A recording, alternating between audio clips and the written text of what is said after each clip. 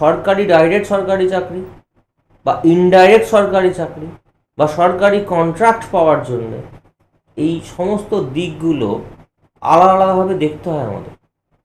যেমন ধরুন, direct government জবের জন্যে রবি এবং মঙ্গলের গুরুত্ব যেরকম সব থেকে বেশি, ইনডাইরেক্ট গভর্নমেন্ট জব বা আধা সরকারি চাকরি যেটা বলা হয়, সেখানে কিন্তু রবি আর মঙ্গলের গুরুত্ব নেই, রবি এবং বৃহস্পতির গুরুত্ব। সাধারণভাবে বলেছিলাম যে দ্বিতীয়, দশম এবং একাদশ ভাবের একটা উল্লেখযোগ্য ভূমিকা আছে সরকারি চাকরি বা সরকারির সঙ্গে যুক্ত থেকে যে সরকারি, আধা সরকারি, এইগুলোর জন্য দ্বিতীয় এবং দশম এবং একাদশ ভাবের গুরুত্ব আছে। তার সঙ্গে 6th হাউসটাও বলেছিলাম খুব ইম্পর্ট্যান্ট ডাইরেক্ট সরকারি চাকরি পাওয়ার জন্য। ঠিক সেইভাবে আধা সরকারি চাকরি পাওয়ার ক্ষেত্রে কিন্তু দ্বিতীয়, দশম এবং একাদশ ভাব সিমিলারলি আমরা দেখি। তার সঙ্গে রবি আর মঙ্গল নয়, রবি এবং বৃহস্পতির গুরুত্ব সব থেকে বেশি।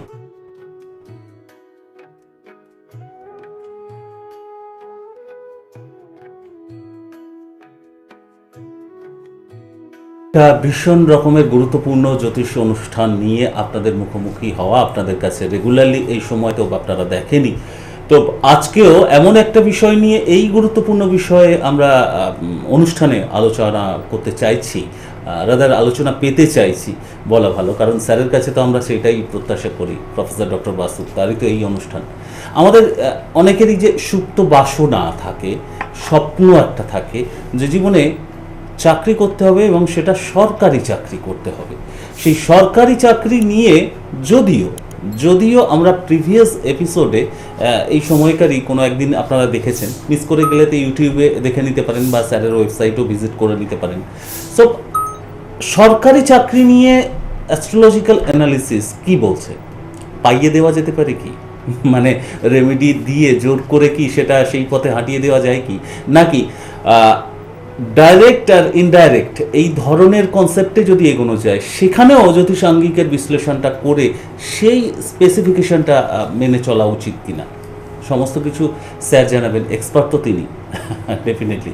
তবে এটা যে গুরুত্বপূর্ণ লজিক্যাল এপিসোড হতে চলেছে অন্যান্য এপিসোডের মতোই, এ বিষয়ে কোনো সন্দেহ নেই। তো আসুন স্যারের কাছে সরাসরি যাওয়া যাক।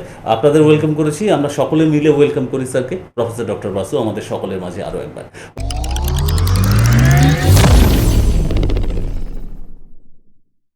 Welcome sir.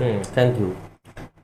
রবি এবং মঙ্গলের গুরুত্ব সরকারি চাকরির ক্ষেত্রে মূলত ডাইরেক্ট গভর্নমেন্ট জব, অর্থাৎ সরাসরি সরকারি চাকরির ক্ষেত্রে যে দুটো গ্রহকে আমরা বেশি জোর দিয়ে থাকি, সেটা রবি আর মঙ্গল।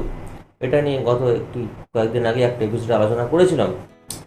তো সেরকমভাবে সরকারি ডাইরেক্ট সরকারি চাকরি বা ইনডাইরেক্ট সরকারি চাকরি বা সরকারি কন্ট্রাক্ট পাওয়ার জন্য এই সমস্ত দিকগুলো আলাদা আলাদাভাবে দেখতে হয় আমাদের।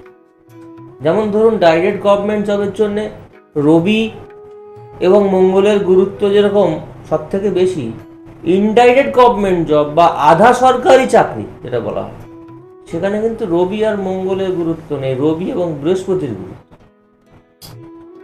সাধারণভাবে বলেছিলাম যে দ্বিতীয়, দশম এবং একাদশ ভাবের একটা উল্লেখযোগ্য ভূমিকা আছে সরকারি চাকরি বা সরকারির সঙ্গে যুক্ত থেকে যে সরকারি, আধা সরকারি, এইগুলোর জন্য দ্বিতীয় এবং দশম এবং একাদশ ভাবের গুরুত্ব আছে। তার সঙ্গে 6th হাউসটাও বলেছিলাম খুব ইম্পর্ট্যান্ট ডাইরেক্ট সরকারি চাকরি পাওয়ার।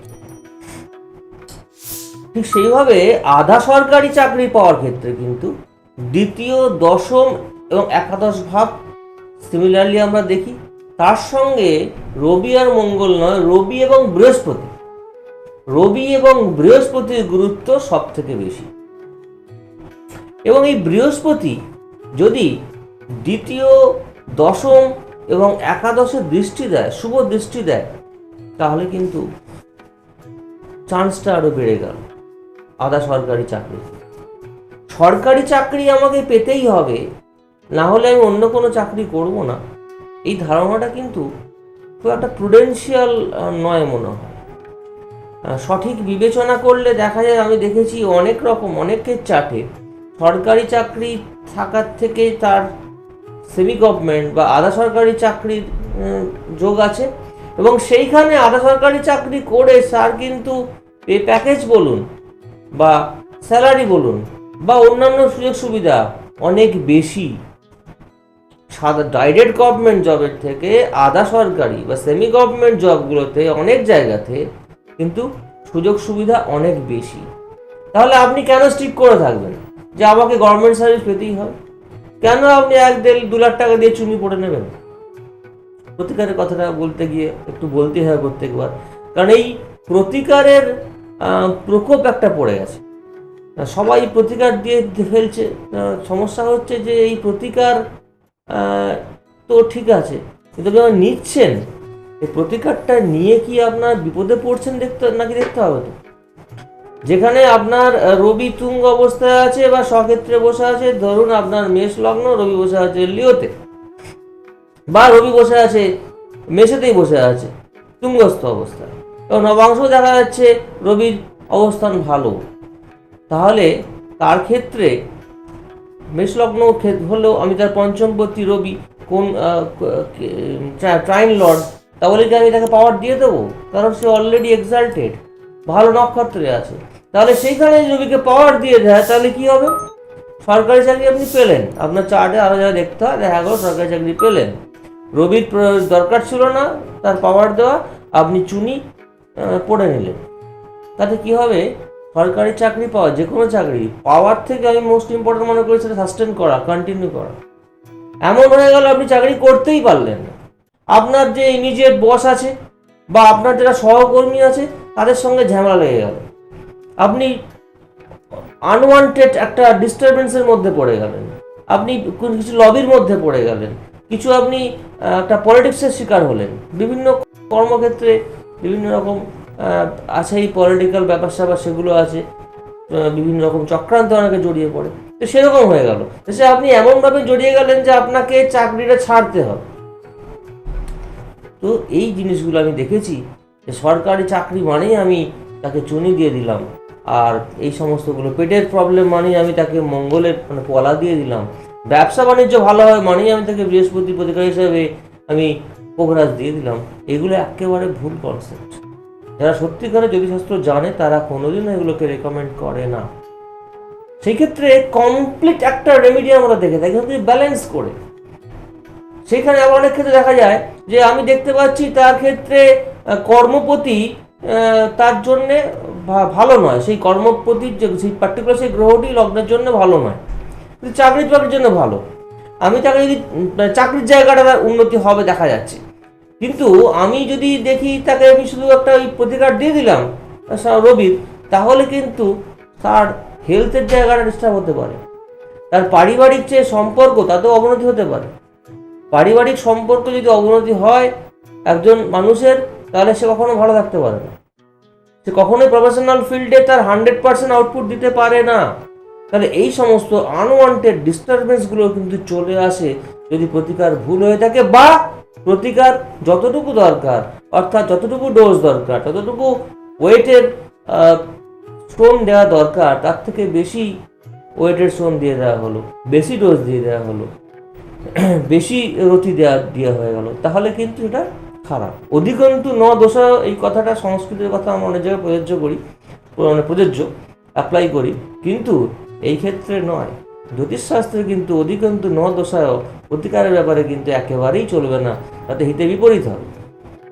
তো আমি যেমন প্রত্যেককে আমি এক্সাম্পল দিয়ে বলি যে একটা যদি 1 অ্যাম্প কারেন্ট লাগে কোনো একটা বাল্বে, যদি 2 অ্যাম্প কারেন্ট দিয়ে পাঠানো হয় তাহলে কী হবে? বাল্বটা জ্বলে যাবে। ঠিক সেরকম অনেকগুলো চার্ট দেখে, ডিভিশনাল চার্ট হচ্ছে মানে ওয়ান অ্যান্ড অনলি বলবো যে process which gives the 100% perfection. মানে একটা দুটো চার্ট দেখে আমি আসতে পারবো না, সেখানে অনেকগুলো কনস্ট্রেন্ট আমি থেকে যায়। যখন অনেকগুলো চার্ট দেখবো তখন আমার কাছে অনেকগুলো প্যারামিটার থাকবে, সেটা যখন আমি অ্যাপ্লাই করবো তাহলে পার্টিকুলার একটা ভাব বেরিয়ে আসবে, সেই ভাবটা কি অবস্থায় আছে, তার জন্য কোনো প্রতিকার লাগবে কি না, লাগলে কতটা লাগবে, এই জায়গাগুলো। তো বেসরকারি চাকরির ক্ষেত্রে আমি একদিন আলোচনা করব, আজকে সরকারি চাকরির ক্ষেত্রে আলোচনা চলছিল আমাদের, যে আধা সরকারি ক্ষেত্রে যে আমাদের মঙ্গল এবং বৃহস্পতির ভূমিকা খুব বেশি, এবং সেগুলোকে আরও বেশি ত্বরান্বিত করে সুযোগটা যখন এই বৃহস্পতির দৃষ্টি দ্বিতীয়, দশম এবং একাদশে পড়ে থাকে। তাহলে দেখা যাচ্ছে দৃষ্টি পড়ছে, দৃষ্টি আছে, অ্যাসপেক্ট আছে, কিন্তু বৃহস্পতি নিজে দুর্বল। ভালো গ্রহে, শুভ গ্রহে বৃহস্পতি নিজে দুর্বল, বা কিছু খারাপ নক্ষত্রে আছে, মানে অশুভ নক্ষত্রে আছে। তো সেই ক্ষেত্রে আমাকে বৃহস্পতিকে পাওয়ার দিতে হবে, সেই ক্ষেত্রে পোগরাজ চাই। কতটা পাওয়ার দিতে হবে সেটা কিন্তু আমি D1 থেকে দেখলে হবে না। D1, D9 ভাব চার্টে কোন জায়গায় ফল দিচ্ছে, মুন চার্ট, তার সঙ্গে আমি যদি একটা কর্মের জায়গায় দেখি D10 দশমাংশে বৃহস্পতি কি অবস্থায় আছে। দশমাংশের বৃহস্পতি কি আদৌ দশমাংশের লগ্নে দৃষ্টি দিচ্ছে? লগ্ন আপনারা জানেন শুধু D1 এর থেকে আমরা লগ্ন বলি, আমার লগ্নই আমার রাশি হই। আমি তো প্রত্যেককে বলি লগ্ন রাশি জেনে কি করবেন, জানাটা অবশ্যই দরকার, একটা সিগনিফিকেন্ট একটা প্যারামিটার। বা সেরকম লগ্ন তো বহু আছে, কারণ আপনার যখন অনেকগুলো চার্ট তৈরি হচ্ছে, যেটাকে ডিভিশনাল চার্টের মেন ফিলোসফি যার উপর দাঁড়িয়ে আছে, অনেকগুলো চার্ট দেখে আলাদা আলাদা ভাবের জন্য আলাদা ভাব হয়। সেক্ষেত্রে আপনার কর্মের যে চার্টটা তার লগ্ন ডিফার করতে পারে, তাহলে সেই লগ্নপতিটাকে গুরুত্ব দিতে হবে। এবং সেই লগ্নে যে D1 এর যে দশমপতি তার কোনো দৃষ্টি আছে কিনা, সে যদি বৃহস্পতি হয় আধা সরকারি চাকরির ক্ষেত্রে, সেই বৃহস্পতি শুভ হয় এই জাতকের ক্ষেত্রে, এবং সে D10 থেকে তার লগ্নে যদি বৃহস্পতি দৃষ্টি শুভ দৃষ্টি দিয়ে থাকে, তাহলে সেই বৃহস্পতি যদি বাই ডিফল্ট তার চার্টেতে যদি তার স্ট্রেংথ না থাকে, তাহলে সেই বৃহস্পতিকে পাওয়ার আপ করতে পারি। পোগরাজ দেবো না টোপাস দেবো? পোগরাজ দিলেও আমি কি ধরনের সিরোনিস দেবো নাকি নন সিরোনিস দেবো, এর উপরে আমাদের অনেক চিন্তা ভাবনা করে তবে একটা রেমেডি দেওয়া যায়। এর জন্যে কোনো শর্টকাট নেই, সময় লাগবে। তার জন্যই বোধহয় সবাই জানেন, সুবোধবাবু আজকাল সবাই জেনে গেছেন বোধহয়, যে আমি সময়টা বেশি দিয়ে থাকি। এর জন্যই কেউ আসেও, এখন অনেকেই এসে ফিরে যান চেম্বার থেকে যে এখনই করে দিতে হবে। তো দুর্ভাগ্যের বিষয় আমি বলছি, আমার খারাপ লাগে ফিরিয়ে দিতে, কিন্তু আপনাদের জন্যই বলছি, আপনাদের পারফেকশনের জন্যই বলছি। কারণ আপনি আসবেন, লাইফ টাইম আপনি আসছেন, এবং লাইফ টাইম আপনার একটা ইনভেস্টমেন্ট হোক, সেটাই আমি চাই। বারবার যেন ইনভেস্ট না করতে হয়। আমার সঙ্গে সম্পর্ক আপনি রেখে দিন সারা জীবন, কিন্তু আমার কাছে আর না এটা না নিয়ে আসতে হয়, স্যার এটা পড়ে আমার খুব ক্ষতি হচ্ছে, এটা আমার কোনো কাজ দিচ্ছে না। কাজ দিতে বাধ্য, এবং কেন কাজ দেবে সেটা আমি বুঝিয়ে দিই। এবং আমি যখন কাউকে এখন স্টোন দিয়ে থাকি, তাহলে সেই দায়িত্ব পুরো আমি নিয়ে থাকি। কারণ আমি আবারও বলছি, আজকেও বলছি, I am the best person to জাজ অ্যাবাউট ইউর রেমেডি।